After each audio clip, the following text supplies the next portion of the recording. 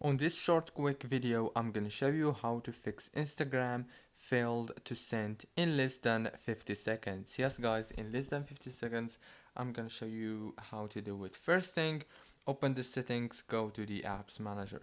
When you open the apps, it will take you directly into this page where you will find all the apps. So all what you have to do is scroll, click on Instagram, and now click on this data usage right here.